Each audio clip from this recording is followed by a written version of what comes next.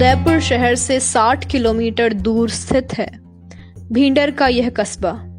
सावन की एक खुशनुमा शाम में हल्की हल्की बारिश में यहाँ आकर अचानक याद आती है हल्दी घाटी की वो खूनी जंग, जब मूसलाधार बरसात से घाटी की पीली मिट्टी खून सोख कर सुर्ख हो गई थी।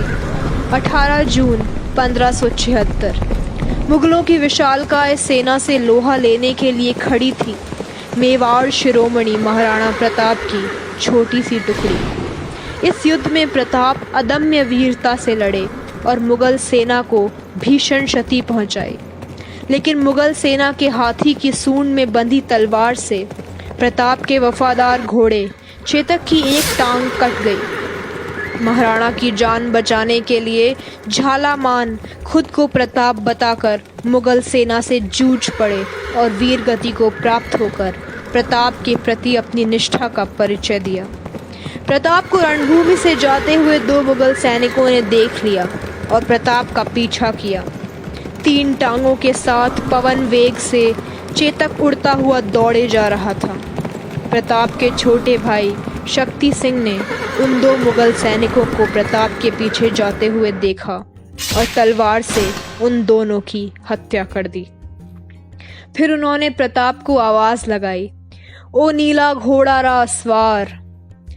ये जानकर कि उनके भाई ने उनकी जान बचाई है, प्रताप गदगद हो गए। शक्ति सिंह ने उनको अपना घोड़ा दिया और अपने स्वामी को सुरक्षित हाथों में छोड़कर चेतक ने अंतिम सांस ली। शक्ति सिंह का ये योगदान मेवाड़ के इतिहास में सदैव अमर रहेगा। शक्ति सिंह की निष्ठा और साहस से खुश होकर प्रताप ने पहले उनको भासोड़ा की और बाद में भिंडर की जागीरी दे दी। इस राजमहल की स्थापना की थी शक्ति सिंह जी की सबसे बड़े पुत्र महाराजा भान सिंह जी ने, और इसकी स्थापना हुई थी लगभग 1578 में, जो कि लगभग 440 वर्ष पुराना है भिंडर का ये राजमहल। राजमहल के मूल ढांचे में एक के बाद एक आने वाली करीब 6-7 पीढ़ियों ने परिवर्तन करके इसे वर्तमान स्वरूप दिया है। भिंडर का भव्य राजमहल और उसमें करीने से सहेजी गई हर पुरानी वस्तु मेवाड़ की ऐतिहासिक निधि की कहानी सुनाती है। शक्ति सिंह जी की 19वीं पीढ़ी आज इस विशाल धरोहर की उत्तराधिकारी है। महाराज साहब रणधीर सिंह जी भिंडर राजस्थान की राजनीति में एक जाना माना नाम है। उन्होंने कई बार वल्लभनगर से विधानसभा चुनाव लड़ा और कुछ समय तक वल्लभनगर से विधायक रह चुके हैं। हमारे यहाँ पर महाराणा अकेला कुछ नहीं करता था। जैसे उमराव थे, 16 उमराव, उनसे राय ली जाती थी, गांव वालों से राय ली जाती थी। कई बार गांव वाले विरोध करते थे, उनसे बुला करके बात किया जाता था। आज आप आरक्षण की बात करते हैं। आरक्षण उस समय मेवाड़ में हमारे घर की महिलाएं, जो जमादारनी आती है उसको पगे लगती है। हमारे यहाँ जो दमामी आते हैं, गाना बजाना करते हैं, उनको पगे लगती है हमारे घर की महिलाएं। तो इसमें हम लोग तो पहले शुरू से सम्मान करते हैं इन लोगों का। 2011 में राजमहल भिंडर को महाराजा रणधीर सिंह जी की ही भतीजी पार्थवी भिंडर ने एक heritage hotel come home stay में कन्वर्ट कर दिया।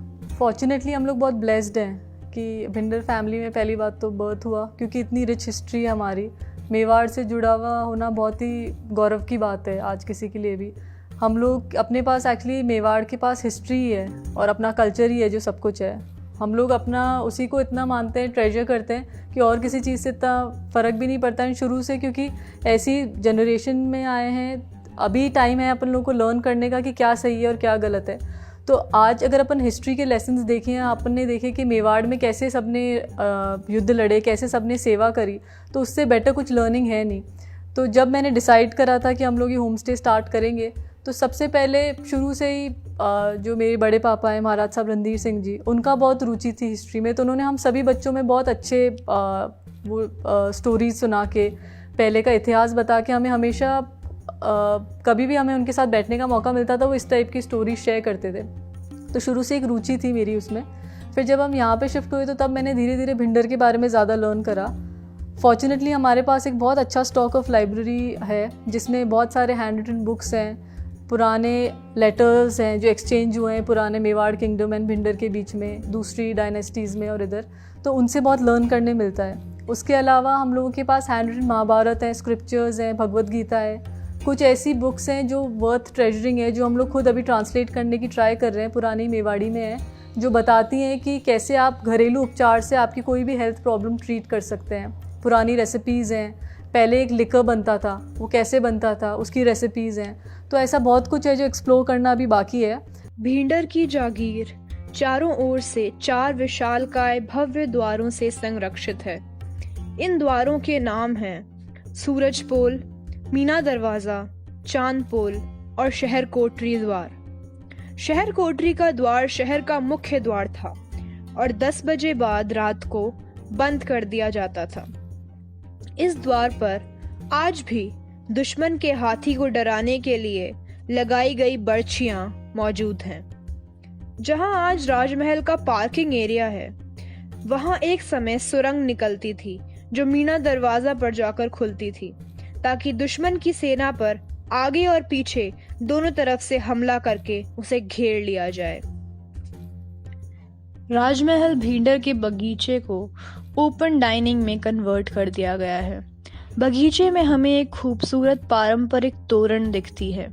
राजपूत शादियों में दूल्हे की अगुवानी के समय इसे ड्योढ़ी पर लगाया जाता है और दूल्हा अपनी तलवार से इसको छूता है।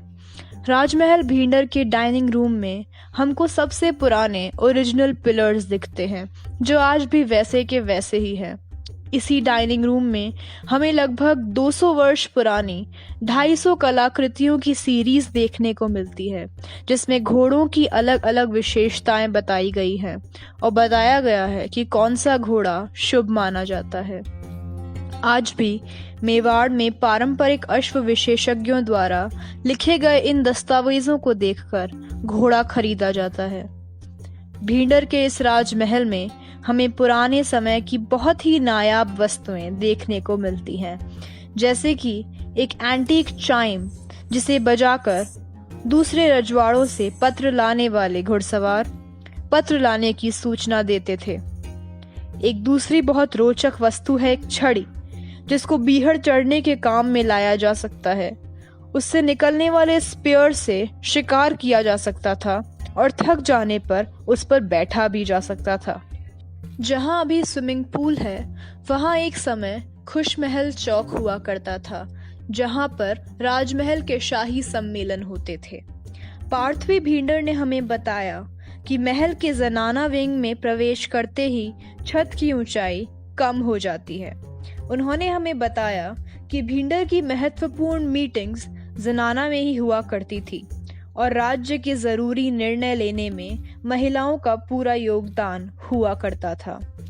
वर्ष 1620 में भिंडर और डूंगरपुर के बीच हुए एक युद्ध में महाराज सबल सिंह के नेतृत्व में भिंडर की सेना की विजय हुई। उस विजय के निशानी के रूप में डूंगरपुर की यह खूबसूरत जाली और गणगौर को भिंडर लाया गया। उस समय में यह रिवाज था कि केवल वो ही गणगौर की सवारी निकाल सकता है जो उसे जीत कर लाया हो। यहाँ पर हमें लगभग 250 वर्ष पुराना एक अभिलेख मिलता है, जिसमें एक लंबे सकड़े कागज पर विष्णु के सहस्त्र नाम लिखे गए हैं। सच में ही ये भिंडर के हस्तलिपि कलाकारों का मास्टरपीस है। राजमहल के छोटे कमरों में भी दीवारों पर बने पुराने फ्रेस्कोज देखने को मिल जाते हैं। पार्थवी ने हमें यह भी बताया कि पुराने जमाने में राजमहल के परिसर के भीतर ही एक जेल और एक पुलिस थाना भी हुआ करता था।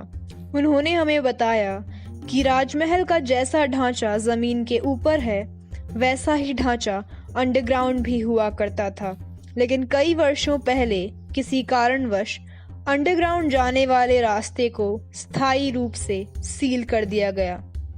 हमें यह भी बताया गया कि मेवाड़ का कोई भी शाही दस्तावेज भिंडर के भाले और सलूम्बर की सही के बिना मान्य नहीं होता। भिंडर के ड्राइंग रूम की साज सज्जा की गई है भिंडर के महाराजाओं के काफी पुराने पोर्ट्रेट से। महाराजा मदन सिंह की तस्वीर बड़ी ही अनुपम है, क्योंकि इसको आप चाहे किस भी दिशा से देखें, आपको ऐसा प्रतीत होगा कि उनकी आंखें आपका पीछा कर रही हों। राजमहल की एक और महत्वपूर्ण प्राचीन निधि है ये चांद सूरज का निशान, जो भिंडर के सुनहरे इतिहास का द्योतक है। 1605 में बादशाह जहांगीर के काल में अब्दुल्ला खान ने मुगल सेना का नेतृत्व किया और भिंडर के महाराज पूरणमल जी ने महाराणा की सेना से हिस्सा लिया और राणकपुर की लड़ाई में वो शहीद हुए। भिंडर के अतुल्य बलिदान व शौर्य से अभिभूत होकर महाराणा ने शत्रु से लड़ाई में जीता हुआ ये निशान भिंडर को भेंट कर दिया। यहाँ पर जो भिंडर का फूड प्रिपरेशन है जो फेमस है, जो मांडा आप जिसको कहते हो, मांडा यहाँ पर भिंडर के अलावा और कहीं नहीं बनता। उसके अलावा जकोलमा पूड़ी करके एक चीज़ बनती है, वो भी भिंडर की बनी हुई है। वहाँ पर अब तो सब जगह उदयपुर वगैरह में भी चलने लग गया ये खाना, मतलब यहाँ का टिपिकल बनता था। यहाँ की तलवारें बहुत फेमस थी पहले, अब हमारे सब सिख लेकर उदयपुर शिफ्ट हो गए हैं। बाकी यहाँ की तलवारें जो जिनको कहते हैं धारिया वाली तलवारें, या फिर जिसमें एक वो छर्रा आता था, छर्रे वाली तलवारें, अलग अलग तरह के खंजर वगैरह सब यहाँ पे बनते थे। एक समय में भिंडर की अपनी करेंसी हुआ करती थी। 1699 में मिंट हुए इन सिक्कों को भिंडरिया सिक्के कहा जाता था। भिंडर राजमहल में 19वीं सदी का श्रीनाथ जी का एक मंदिर है, जो नाथद्वारा के प्रसिद्ध श्रीनाथ जी मंदिर का हूबहू लघु अनुकरण है। इस मंदिर के रखरखाव के नियम व खुलने और पट बंद होने का समय नाथद्वारा के अनुरूप है। यहीं पर खूबसूरत फव्वारे हैं जिन पर हाथ से नक्काशी की गई है। दिवाली, अन्नकूट आदि पर यहाँ उत्सव होता है और भिंडर की सारी जनता यहाँ जश्न मनाने आती है।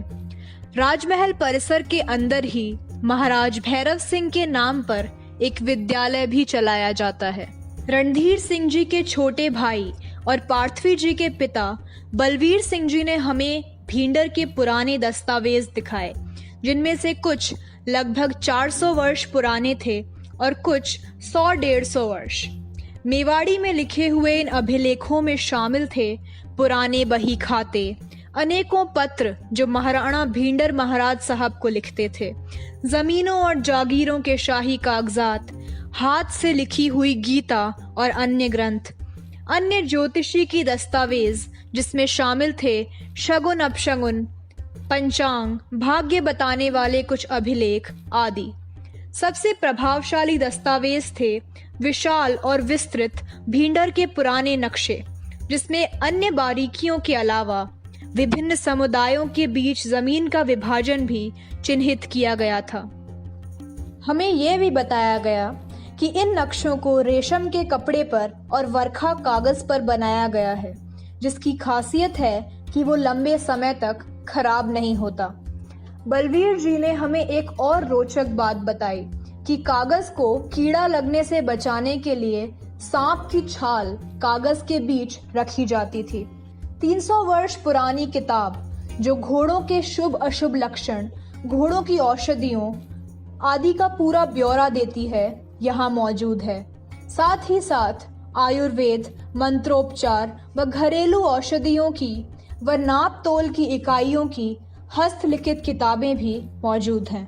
सिसोदिया राजवंश के शौर्य और वीरता के किस्से तो हर तरफ प्रसिद्ध हैं और मेवाड़ की इस वीर गाथा में शक्ति सिंह के वंशज शक्तावतों का भी प्रचुर योगदान है।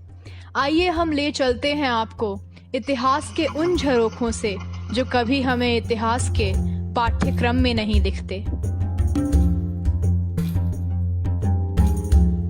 मेवाड़ में जब संकट आया, मेवाड़ में महाराज मोखम सिंह जी ने युद्ध लड़े हैं, ईडर से लड़ाई हुई, महाराज जेत सिंह जी ने लड़ाई की, महाराज जोरावर सिंह जी ने लड़ाई की, मदन सिंह जी मेवाड़ के फौजदार थे। तो इस तरह से भिंडर नरेशों का अच्छा ऊपर मेवाड़ में काफ़ी योगदान रहा। गिरधर आसिया अपनी सगत सिंह रासों में शक्ति सिंह की बेटी किरण देवी के शौर्य और आत्मविश्वास की गाथा लिखते हैं, जिसने शहंशाह हिंद अकबर को भी घुटने पर ला दिया था और अपने जीवन की भीख मांगने के लिए मजबूर कर दिया था। ये कहानी है जब दिल्ली में मीना बाजार लगता था। और तब पृथ्वीराज राठौड़ जो कि बीकानेर के थे, उनकी रानी किरण देवी के साथ अकबर ने कुछ अनुचित हरकत की थी। तो किरण देवी ने उन्हें धक्का दिया और जमीन पर गिरा दिया और कटार निकाल के उनके सीने पर रख दिया और उनसे प्रण करवाया कि वो आज के बाद किसी नारी का अपमान नहीं करेंगे।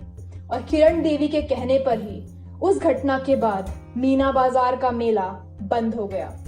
ऐसी थी मेवाड़ की वीरांगनाएं, ऐसी थी मेवाड़ की शतरानी। मेवाड़ के लिए एक्चुअली भिंडर हमेशा एक मोर ऑफ अ प्रोटेक्टिंग ठिकाना रहा है, क्योंकि जब मराठा रूल या मराठा इन्वेजन था, बीच में मेवाड़ और मराठा में बहुत वॉर्स हुई, तो भिंडर की ड्यूटी थी कि मेवाड़ को मराठा के मतलब एंट्रेंस पे ही रोक के उनसे फाइट किया जाए।